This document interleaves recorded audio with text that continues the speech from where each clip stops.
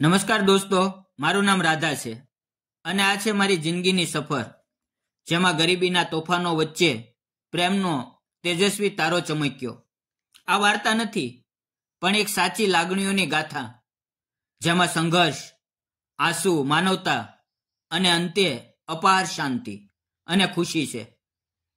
તમે આ વાર્તા યુટ્યુબ પર સાંભળી રહ્યા છો તો આરામથી બેસો, કાન ખુલ્લા રાખો અને મારી સાથે આ સફરમાં જોડાઓ.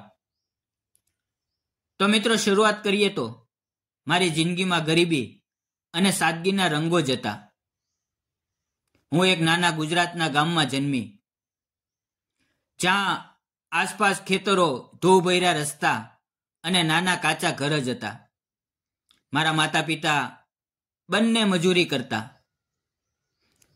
પિતાજી ખેતરમાં દિવસભર પરસેવો વહાવતા અને મમ્મી ગામના ઘરોમાં વાસણો માંજીને અમારું ગુજરાન ચલાવતી. અમારું ઘર એટલું નાનું કે એક જ ઓરડો, રસોડું અને બહારની જગ્યા હતી, જ્યાં અમે બધા એક સાથે સૂતા. સ્કૂલમાં જવાનું તો મારા માટે સપના જેવું હતું, કારણ કે નાની ઉંમરથી જ હું મમ્મીને મદદ કરતી. સિલાઈનું કામ શીખીને ગામની બહેનો માટે કપડાં સીવતી. પણ જાણો છો, ગરીબીમાં પણ એક અલગ પ્રકારની ખુશી હોય છે. અમે રાત્રે એક જ થાળીમાં જમતા. પિતાજી ક્યારેક બજારમાંથી એક નાની મીઠાઈ લાવે તો આખો પરિવાર તેને વહેંચીને ખાઈએ, અને એમાં જ અમને લાગે કે અમે સૌથી ખુશ છીએ. મારા 20 વર્ષની ઉંમરે લગ્ન થયા. મારા પતિ, જેમને હું સાહેબ કહેતી, તેઓ પણ ગામના મજૂરી કરતા સાદા માણસ, ક્યારેય કોઈ વ્યસન નહીં, અને તેમની આંખોમાં મારા માટે અપાર પ્રેમ. અમારા લગ્ન પછીના દિવસો ખૂબ મધુર હતા. અમે એક નાના કાચા ઘરમાં રહેતા, જ્યાં વરસાદ આવે તો છતમાંથી પાણી ટપકતું, પણ અમે તેને હસીને વધાવી લેતા. તેઓ કહેતા, રાધા, રાધા, આપણે 2 જણ છીએ તો આખી દુનિયા અમારી છે. હું તને ક્યારેય દુઃખ નહીં આપું. અને હું તેમના ખંભા પર માથું મૂકીને સપના જોતી. એક સારું ઘર, બાળકો અને શાંત જીવન. અમે બંને મહેનત કરતા, તેઓ ખેતરમાં અને હું ગામમાં. હું સિલાઈનું કામ કરીને થોડા પૈસા કમાતી. ક્યારેક તેઓ મને ખેતરમાંથી ફૂલો લાવીને આપતા અને હું તેમને નવા કપડાં સીવીને આપતી. મિત્રો, અમારી જિંદગીમાં ગરીબી હતી, પણ પ્રેમની કમી ક્યારેય નહોતી. પણ જિંદગી ક્યારેક અચાનક વાગ લે છે. અમારા લગ્નને 4 વર્ષ થયા હતા અને ભગવાને અમને પહેલી ખુશી આપી, અમારા પુત્ર અર્જુનનો જન્મ. અમે સાચું કહું તો એ જ અમારી જિંદગીનું તેજ બની ગયો. તેના નાના હાથોમાં મારી આંગળી પકડીને તે હસે તો લાગે કે આખી દુનિયાની ખુશી મારી છે. હું તેને ગળે લગાવીને હાલરડા ગાતી અને તેના પિતા તેને ખેતરમાંથી લાવેલા અનાજના દાણા આપીને રમાડતા. મારી જિંદગીમાં હવે અમે 3 જણ હતા અને અમે એક જ ચાદરમાં સૂતા. તેમાં જ અમને લાગતું કે અમે સૌથી અમીર છીએ. અર્જુનના જન્મ પછી અમે વધુ મહેનત કરવા લાગ્યા. હું સિલાઈનું કામ વધારીને કરતી અને તેના પિતા રાત્રે પણ કામ કરતા, જેથી અર્જુનને સારું જીવન આપી શકીએ. પણ દુનિયા કેટલી ક્રૂર છે. અર્જુન જન્મ્યા પછી માત્ર 2 વર્ષ જ થયા હતા કે એક દિવસ મારા પતિને ખેતરમાં ગંભીર અકસ્માત થયો. એક મોટું વાહન તેમને અડી ગયું અને એક પળમાં બધું ખતમ થઈ ગયું. હું 26 વર્ષની ઉંમરે વિધવા બની ગઈ. તે દિવસની યાદ આવે તો આજે પણ મારું હૃદય તૂટી જાય છે. હું તેમના શરીર પાસે બેસીને રડતી રહી અને અર્જુન તેના નાનો હાથોમાં મારા વાવ પકડીને જાણે કહેતો હોય, મમ્મી હું છું ને. પણ દુનિયા બદલાઈ ગઈ. ગામના લોકો વિધવાઓને જુએ તો જાણે અશુભ હોય.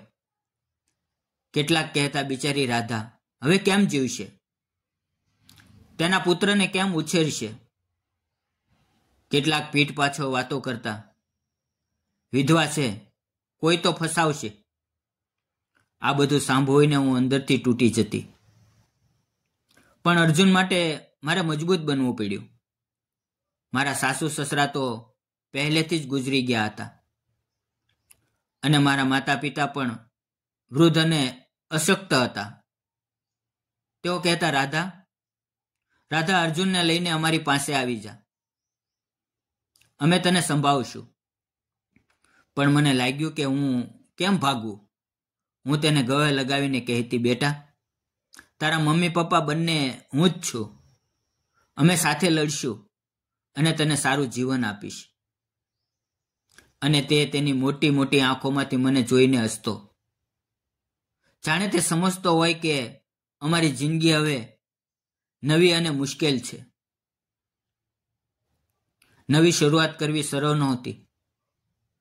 મારા પતિએ છોડીને ગયા તેમાંથી થોડું નાનું ઘર અને એક જૂનું સિલાઈ મશીન હતું. હું તેના પર જ અમારું ગુજરાન ચલાવવા લાગી. સવારે ઉઠીને અર્જુનને તૈયાર કરું, તેને ગામની નાની સ્કૂલમાં મોકલું અને પછી સિલાઈનું કામ શરૂ કરું. ગામની બહેનો મારી પાસે કપડાં સીવડાવવા આવે, પણ પૈસા બહુ ઓછા મળે. ક્યારેક એક બ્લાઉઝના સીવવા માટે 50 રૂપિયા મળે તો તેમાંથી અમે 2 જણા જમીએ. આર્થિક સંઘર્ષ તો દરરોજનો હતો. ક્યારેક અર્જુનને નવા કપડાં ન આપી શકું તો અંદરથી તૂટી જતી. ક્યારેક ઘરનું કરિયાણું ખતમ થાય તો પાડોશી પાસેથી ઉધાર લેવું પડે. રાત્રે જ્યારે અર્જુન સૂઈ જાય તો હું સિલાઈ મશીન પાસે બેસીને રડતી અને વિચારતી, ભગવાન આ એકલતા અને ગરીબીમાંથી ક્યારે મુક્તિ મળશે. પણ હું જાણતી હતી કે વિધવા તરીકે મારે એકલા જ લડવું પડશે અને અર્જુનને ભણાવીને મોટો માણસ બનાવવું પડશે. આ જ રીતે વર્ષો વીતી રહ્યા હતા. અર્જુન હવે 5 વર્ષનો થયો અને તે સ્કૂલમાં જવા લાગ્યો. હું તેને નાની નાની વસ્તુઓથી ખુશ કરતી, ક્યારેક પેન્સિલ, ક્યારેક બજારમાંથી લાવેલા ફળ. પણ જિંદગીમાં એકલતા અને આર્થિક તંગીનો બોજ વધતો જતો હતો. ગામના લોકો મારી પરિસ્થિતિ જોઈને દયા કરતા, પણ કોઈ મદદ નહોતા કરતા. કેટલાક પુરુષો તો મને ખોટી નજરે જોતા, જેનાથી હું વધુ ડરી જતી અને ઘરમાં જ રહેતી. અને પછી એક દિવસ જિંદગીએ અચાનક એક આશાનું કિરણ મોકલ્યું. અમારા ગામનો સરપંચ વિરેન્દ્ર સાહેબ, તેઓ ગામના વિકાસ માટે જાણીતા હતા. ઊંચા, મજબૂત શરીર અને બોલવાની રીત એટલી નમ્ર અને સમજદાર કે લોકો તેમને બહુ માન આપતા. તેઓ પોતે પણ વિધુર હતા. તેમની પત્ની કેટલાક વર્ષ પહેલા બીમારીથી ગુજરી ગયા હતા અને તેમના 2 પુત્રો શાળામાં ભણતા હતા. તેઓ ગામમાં એકલા રહેતા અને ગામના લોકોની મદદ કરવામાં જ તેમનું જીવન વીતતું. એક દિવસ ગામની પંચાયતમાં મારી પરિસ્થિતિની વાત આવી અને તેઓને ખબર પડી કે હું વિધવા છું, આર્થિક રીતે તંગ છું અને અર્જુનને ભણાવવા માટે સંઘર્ષ કરું છું. વિરેન્દ્ર સાહેબે મારી મદદ કરવાનું શરૂ કર્યું, પણ એકદમ નિષ્ઠાપૂર્વક અને માન સાથે. તેઓ ક્યારેક મારા ઘરે આવીને અયોગ્ય વર્તન ન કર્યું. તેના બદલે તેઓ પંચાયતમાંથી મારા માટે થોડી સરકારી સહાયની વ્યવસ્થા કરી.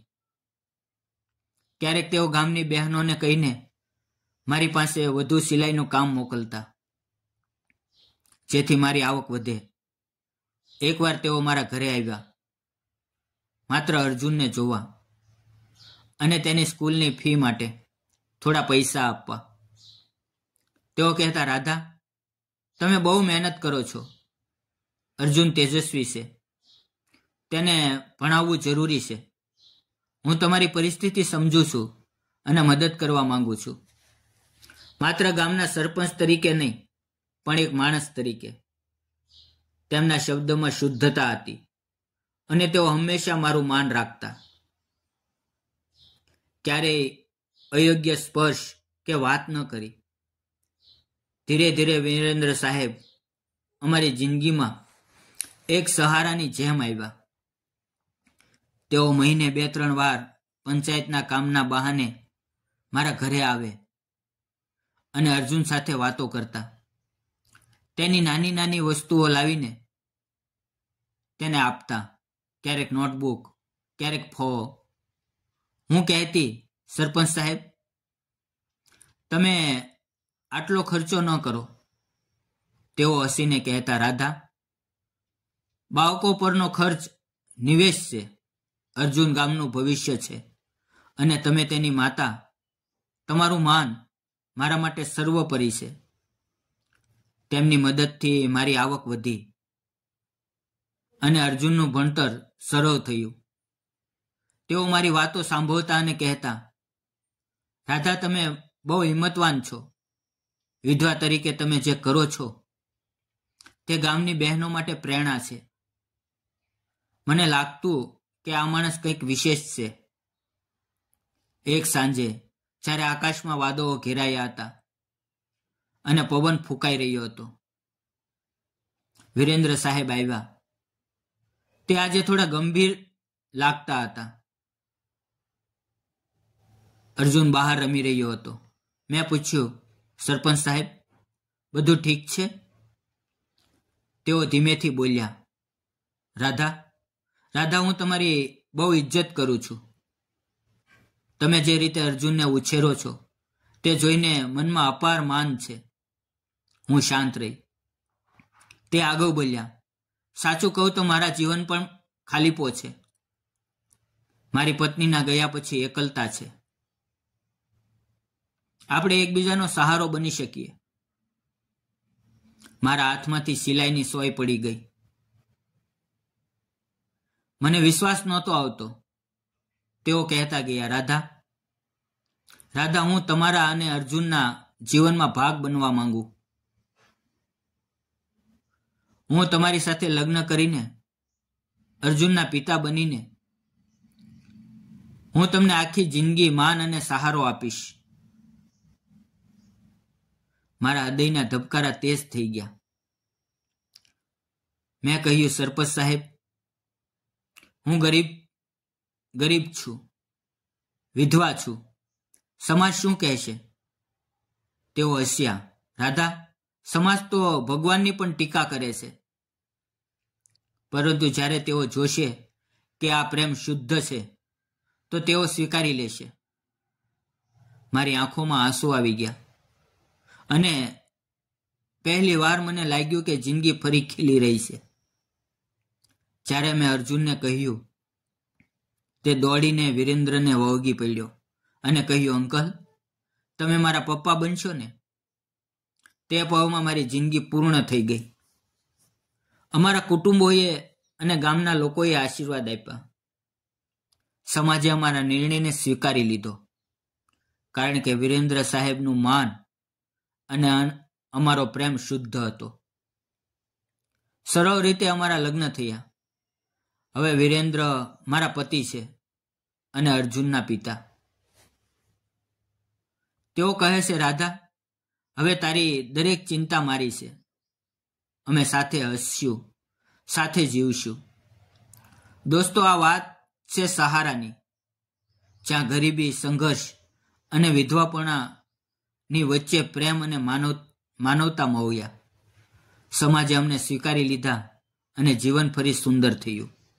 જો તમને વાર્તા ગમી હોય તો લાઈક, શેર અને સબસ્ક્રાઇબ કરજો. ફરી મળશું મિત્રો આવતીકાલે એક નવી વાર્તામાં. ત્યાં સુધી આવજો. વિડીયો પૂરો જોવા બદલ દરેકનો ખૂબ ખૂબ ધન્યવાદ મિત્રો.